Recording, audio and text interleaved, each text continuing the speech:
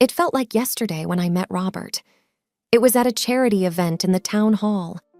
The place was buzzing with people, all dressed up, looking their best.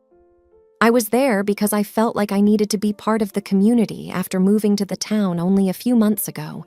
Robert was there representing his family's business. "Hi, I'm Robert," he introduced himself, extending his hand. His blue eyes looked genuine and friendly. "Hi, Robert, I'm Clara," I replied, shaking his hand.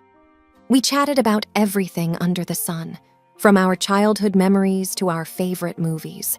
I found out that he had grown up in this town and had a family business here. I told him about my parents and how I lost them when I was just a kid. He listened intently, and I could feel he genuinely cared. "I'm so sorry about your parents," he said sincerely. "It must have been tough growing up without them." "It was," I admitted, "but their love always remained with me.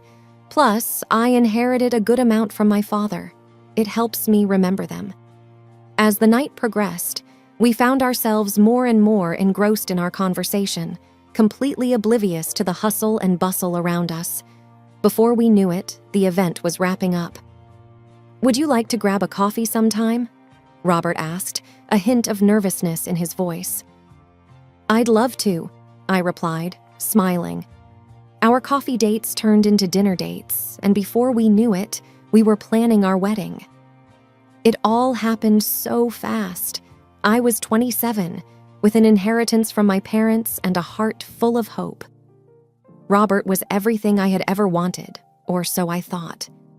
After the wedding, I was introduced to his family. His dad, Mr. Lawson, was a gentle and warm man. The first time we met, he gave me a big hug and said, "Welcome to the family, dear. I hope you find all the happiness you deserve." Mrs. Lawson, on the other hand, was a stark contrast. She looked me up and down, her eyes cold and calculating. "I hope you know what you're getting into, marrying into our family," she said with a thinly veiled warning. Robert jumped in, trying to ease the tension. "Mom, be nice. Clara is my wife now, and I expect everyone to treat her with respect." In those early days, I tried to focus on the positive. I was in love, and I was hopeful that things would get better with time. Little did I know the roller coaster of events that awaited me in the next few chapters of my life. Several months into our marriage, things seemed to be going well. Robert and I had settled into a rhythm. We would often take evening walks, discussing our plans for the future. Our home was a cozy space that we both loved. One morning, I woke up feeling a little off. I was nauseous and had a strange feeling in my stomach. A few days later, the realization hit me. Could I be pregnant? I quickly bought a pregnancy test, and to my shock, it came out positive. I was flooded with a mix of emotions. While I was excited about the possibility of becoming a mother, I was also nervous about how Robert would react, especially considering his mom's clear disdain for me. That evening, after dinner, I decided to share the news. "Robert," I began, taking a deep breath, "I have something to tell you. I'm pregnant." He looked at me, and for a moment, his face was unreadable. Then, to my surprise and hurt, he said, "Is it even mine?" I was taken aback. "What? Of course it is. How can you even ask that?" He looked away, avoiding my gaze. "It's just... I don't know, Clara. Everything happened so fast. Our marriage and now this. I need some time to think." I tried to hold back my tears, feeling a mixture of anger and hurt. "Robert, I never expected this from you. This child is ours, and I hoped you'd be happy." He didn't reply. Instead, he left the room, leaving me alone with my thoughts. The next few weeks were tough. My pregnancy symptoms started to kick in, and Robert's cold behavior didn't help. I found solace in the fact that this child was a symbol of our love, even if Robert didn't see it that way. One day, Mrs. Lawson came over unannounced. "I heard the news," she said without preamble. "Is it even true?" "Yes, it's true," I replied, trying to maintain my composure. She smirked. You think having this child will solidify your place in this family? You're wrong. I felt a surge of anger. This is my family too now, and this child will be a part of it whether you like it or not. She scoffed. We'll see about that. And with that, she left. The next few months were a blur. I tried to focus on my health and the baby, but the constant tension at home and Robert's doubt wore me down. My only comfort was the small kicks and movements I felt inside me, reminding me that there was a life growing within, waiting to meet the world. But little did I know that the challenges ahead were far greater than what I had already faced. As my pregnancy progressed, it became harder to manage everything on my own. I was constantly nauseous, and even the simplest chores seemed daunting. Robert was indifferent, often coming home late, leaving me to fend for myself. That's when he made the proposal I'd come to regret. Clara, he began one evening, I've been thinking. Since you're finding it hard to manage things here, and my parents' house is much bigger with help available, maybe we should move there for a while, until the baby arrives. I was hesitant. Mrs. Lawson's attitude towards me was clear, but at the same time, I felt weak and overwhelmed. I don't know, Robert. Your mom hasn't exactly been welcoming. He looked at me, trying to reassure. It's a big house, Clara. We won't even cross paths much, and Dad will be there. You know he likes you. In my vulnerable state, I agreed, thinking it might be for the best. Moving into the Lawsons' residence was an eye-opener. It was a grand house, reflecting the years of prosperity the family enjoyed, but with its grandeur came coldness. The vast hallways echoed with silence, the huge rooms felt devoid of warmth. The only solace came from Mr. Lawson. Welcome, Clara, he said with a kind smile, giving me a comforting pat on the back. Don't worry about anything here. Consider this place your home. But the peace was short-lived. Mrs. Lawson's digs and snide remarks were a daily ordeal.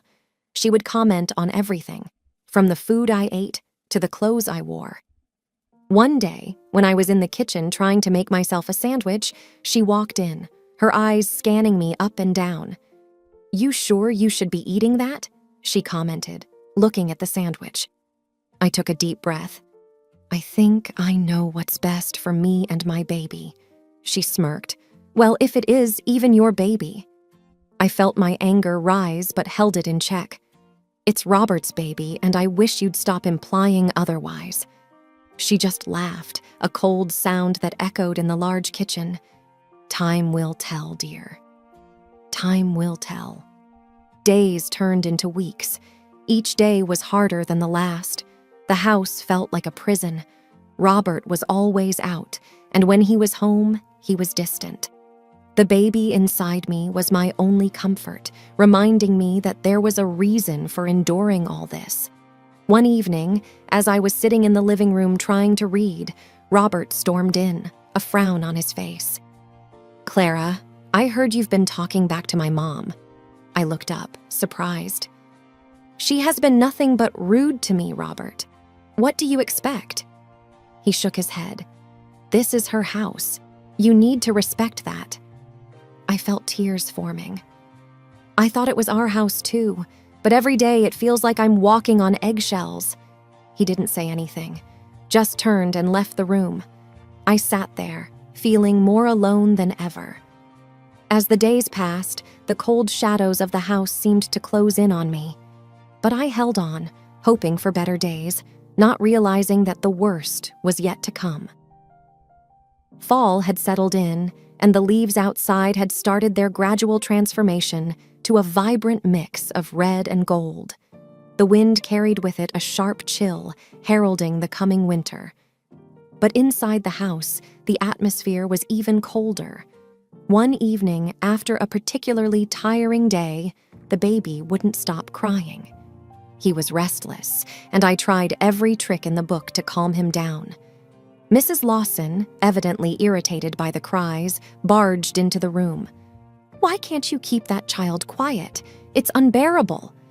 Holding my crying son, I replied tiredly, "He's just a baby, Mrs. Lawson. They cry sometimes."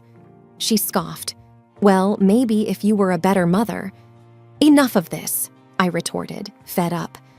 "I'm trying my best here. I don't need your constant criticisms." Her face went scarlet with anger. "You have some nerve talking back to me in my own house." The commotion drew Robert in. "What's going on?"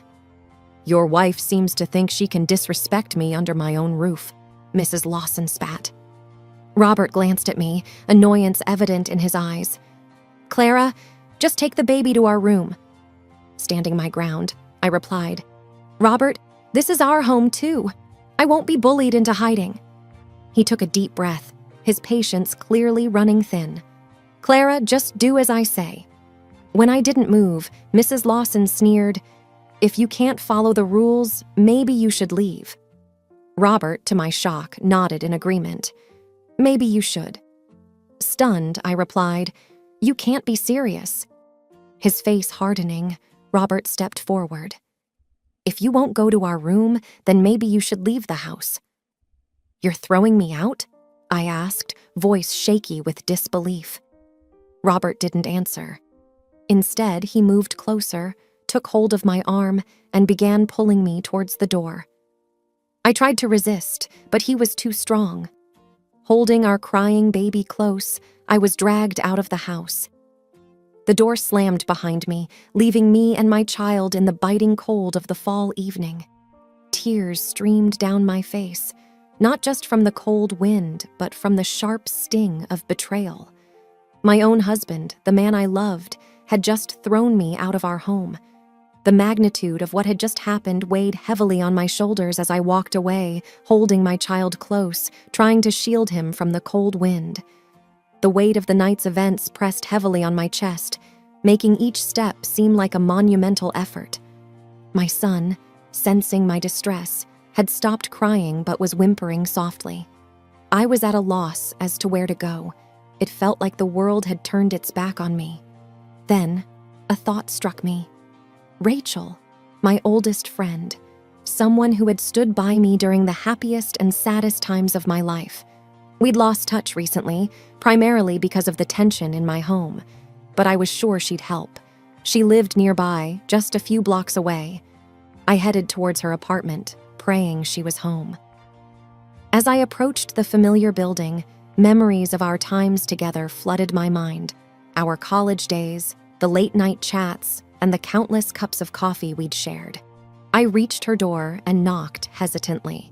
After what felt like an eternity, the door swung open, revealing a surprised Rachel. "Clara? My God, what happened to you? Why are you here in the middle of the night with the baby?" Choking back tears, I managed, "Rachel, I didn't know where else to go." She immediately pulled me into a tight embrace, murmuring words of comfort. "Come in. Come in." Once inside, sitting on her warm couch with a hot cup of tea in hand, I recounted everything. From the tensions with Robert and his mother to the ultimate betrayal that left me on the streets. Rachel listened patiently, her face a mixture of anger and concern.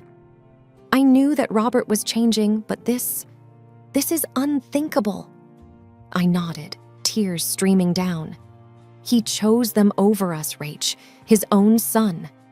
Rachel shook her head in disbelief. "I can't believe Mrs. Lawson would do something like this, but we'll figure something out, okay?" "I just don't get it. Why the sudden animosity? Why the doubt over our son?" Rachel sighed. "People change, Clara. Sometimes not for the better.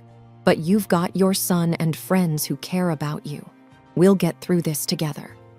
Feeling a little calmer, I asked, "What do I do now, Rach?" She thought for a moment. "First, let's get you both settled for the night. Tomorrow, we'll think of the next steps. Maybe talk to a lawyer?" Nodding, I replied, "I never thought I'd need one against my own husband." Rachel gave a sad smile. "Life throws curveballs, Clara. But remember, you're strong, and you're not alone." Feeling a weight lift off my shoulders, I hugged Rachel tight. "Thank you." The night was spent in Rachel's guest room. Though I barely got a wink of sleep, having her by my side made me feel a bit safer, a little less lost. The road ahead was uncertain, but with friends like Rachel, I knew I could face whatever lay in store. The morning after the eviction felt surreal. Waking up in Rachel's apartment, the events of the previous night played back in my mind, and a sinking feeling settled in my chest. After a silent breakfast, Rachel, with her unwavering determination, declared, "We're going to get answers today." "You mean about Robert's sudden change and Mrs. Lawson's animosity?" I asked. "Exactly," Rachel responded, pulling out her phone. "I have a contact, Paul, a private investigator. He's helped some friends in the past. Maybe he can help us understand what's really going on." With that, Rachel dialed a number. "Paul? Hey, it's Rachel.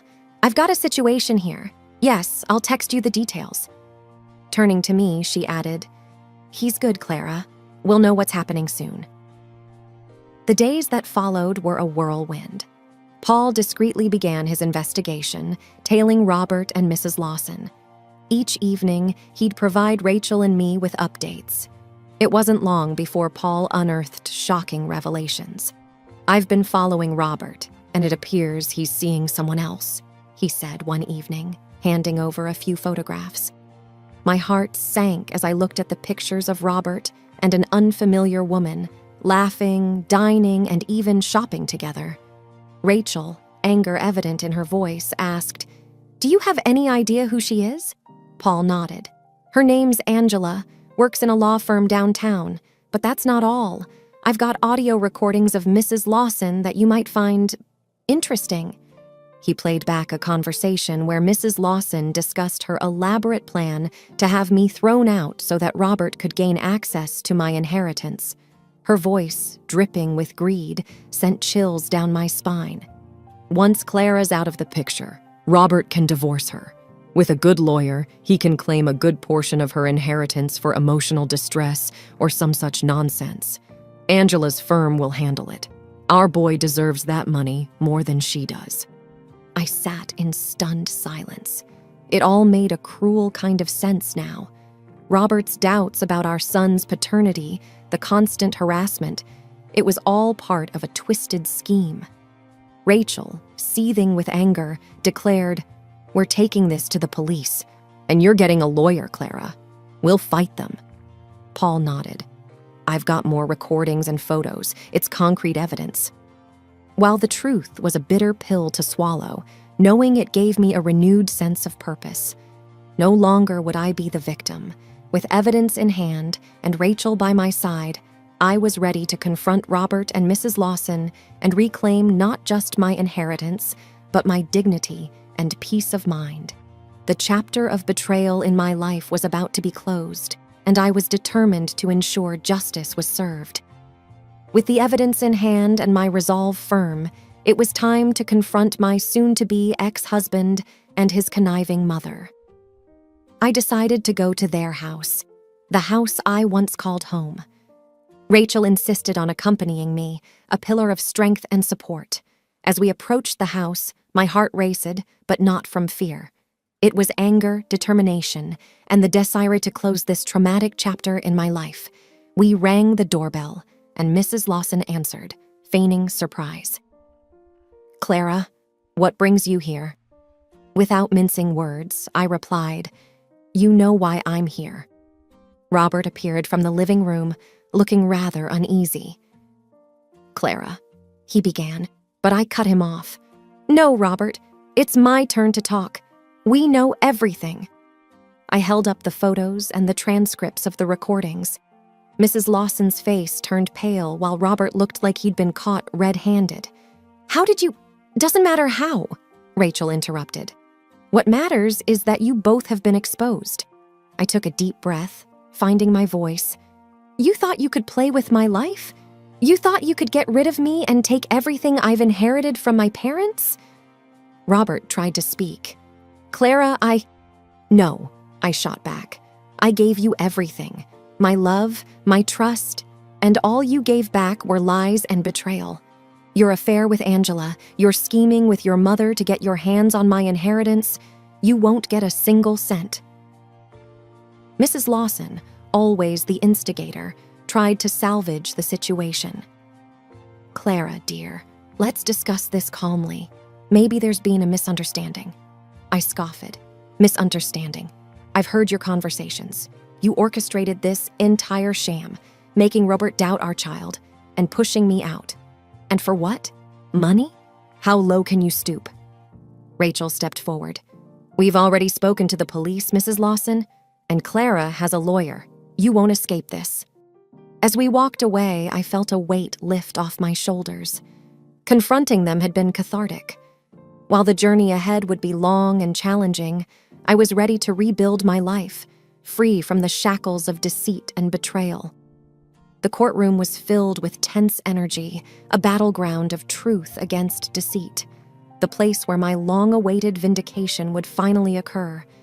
My attorney presented our first piece of evidence, the results of the paternity test that unequivocally proved Robert was indeed the father of my child. The judge reviewed it, casting a stern look at Robert. "Do you have anything to say?" Robert looked down, unable to meet anyone's gaze. "No, Your Honor."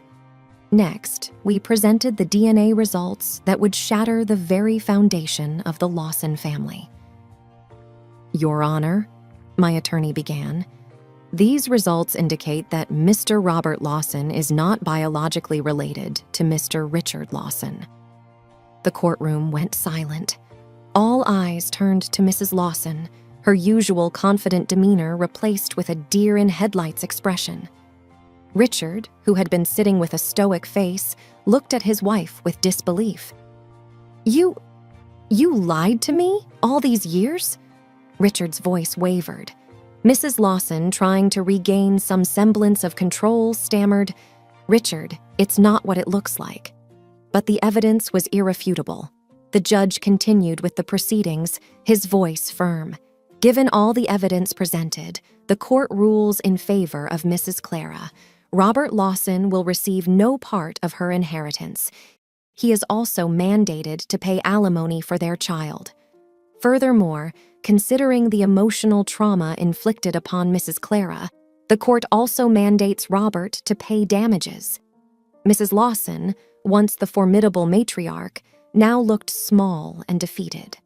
But the courtroom had one more revelation that would strip her of her last vestiges of power.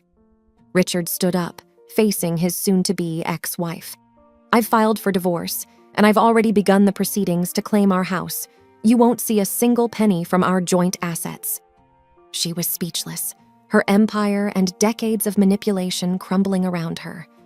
Walking out of the courtroom, the sunlight seemed brighter, the world fuller. Rachel hugged me tightly. "You did it, Clara. Justice is served." I took a deep breath, feeling the weight lift off my shoulders. It's over. Finally. And as I moved forward, with my son in my arms, I knew I was walking towards a better, brighter future.